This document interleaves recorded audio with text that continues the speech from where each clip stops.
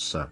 This is Inspire 2016 with your weekly tarot reading for the week commencing the 18th of February until the 25th of February 2019. The first card for you is representing, how do you feel about yourself? Your card is the Eight of Cups. It is time to ask yourself what you can do to bring a deeper satisfaction and joy to your life beyond the obvious pursuit of material satisfaction and/or physical enjoyment. You are seeking deeper meaning to life and focusing in on your personal truth. You want to escape from the rat race and pursue deeper, more spiritual goals at this time. You are willing to let go of your material possessions in favor of something more meaningful. Thus, the Eight of Cups is often reflective of the start of a journey of discovery, particularly on a spiritual level. You are disappointed enough to walk away from everything you have built up so far. It could indicate a disappointment in love or dissatisfaction with material success. It could also indicate that you have overextended yourself to the point of emotional exhaustion. Even though you have already come so far, you feel that you can no longer go on and your only choice is to walk away from the situation. You feel disappointed with yourself, but you know that this is the right thing to do before you completely burn out. You may also be feeling that you are giving too much and not getting nearly enough in exchange. The second card for you is representing, what do you want most right now? Your card is the Ace of Swords. What do you want most right now is a period of great insight and mental clarity. It signifies a breakthrough or an aha moment where suddenly conscious understanding and mental reasoning reach their peak, and achievement of goals suddenly becomes a lot easier. You have a new understanding of some issue that has been of concern, or, in a broader sense, a new worldview, especially in terms of your love and work relationship. This is a perfect time to clear away the fog that has kept you from seeing the inner truth, so that you can now cut to the heart of the matter. This is also a good time to act, and if you set your mind to accomplishing your goals, you can achieve anything you desire. The Ace of Swords highlights a new idea, inspiration, original thinking and creative vision. It represents a point at which you have a new way of thinking and the energy to go with it. You are excited to pursue new opportunities that draw upon your creative and mental abilities. The Ace of Swords also encourages you to seek out the truth of the matter and to find justice. You may be championing a cause or standing up for your rights or the rights of others. Thus sometimes, the Ace of Swords can suggest that you are prepared for battle. You have great clarity on a situation and can now argue your case with the view to come out victorious. You may have a new idea for which you are ready to fight, or you may be all fired up on an issue that you are particularly passionate about, such as human rights, the environment or your personal beliefs. This card invites you to use mental force and to use your intellect and critical reasoning.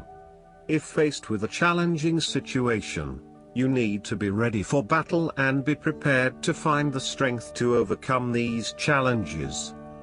The third card for you is representing your fears. Your card is the Three of Swords. You are afraid that you may have recently gone through a difficult patch where perhaps a relationship has ended or has experienced challenging times, a loved one has passed, or you felt hurt from a situation that affected you deeply. Thankfully, this time has passed and you are on the path to recovery, realizing that with behind every cloud is a silver lining and there are indeed other things in your life which you can feel happy about. You have reached a point where you can accept the pain and hurt and are ready to move on. Overall, you are finding it very hard to move on from a recent loss or heartbreak. This card suggests that inside you are still suffering emotionally from a previous loss and need to go through an emotional purging process to allow yourself freedom from your past. You are doing your best to leave this behind and make a new life, but it is still a long journey ahead. Be careful that you are not getting stuck in the moment of grief, and instead you are focused on leaving behind your past and embracing new opportunities. It is always hard to bear the pain of separation or understand why you have been inflicted with such sorrow. Learn to accept your situation so that the healing process will not become blocked. Allow yourself to experience the pain, give yourself the right to grieve and release the heartache. Let it go, and then, once the upset, pain and tears have gone, open the door to new experiences. If you are experiencing challenges in your relationships, the Three of Swords serves as a reminder to be the peacemaker. Never be afraid to say you are sorry. Always think before you speak so that you will not later regret what you have said. The fourth card for you is representing what is going for you. Your card is the Seven of Pentacles. You do not want to keep putting your heart and soul into something if you are not getting the rewards for it, and no doubt, you have started to see that there are some areas in your life that are just become energy sappers but without the reward. If you have been working extra hard or putting in extra effort into something, it will finally pay off. Your effort will definitely be worth it and you will see the results and rewards for your labor. You may have been working on something quite challenging and important for the last few months, and this is likely to come to a culmination. You are likely to see financial or other tangible rewards for all of your hard work. You might have been laboring away at something important and you may be starting to feel concerned that you will never be rewarded for your efforts. Be patient and appreciate the progress you have made so far.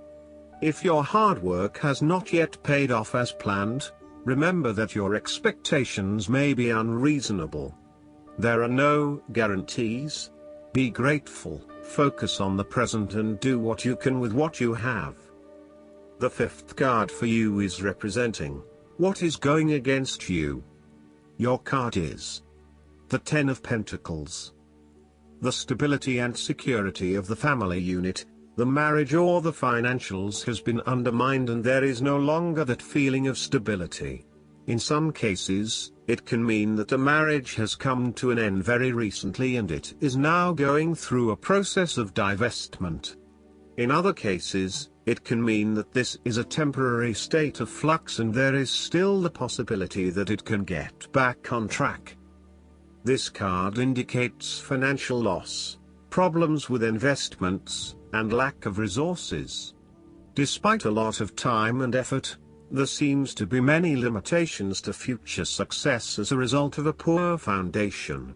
In some cases, this card represents the problems of money, such as fears about finances and quarrels over property, as finances become an impediment to the enjoyment of life. It could indicate that you are beset with financial burdens and responsibilities. In a relationship reading where the relationship is relatively new, the Ten of Pentacles suggests that while you are keen to progress this relationship further, you are still not 100% sure that it has potential for the long term and you may be questioning whether your partner is truly husband, wife material or not. You may be looking for a long-term relationship but you are unsure that your partner is going to be the one who will provide that long-term commitment.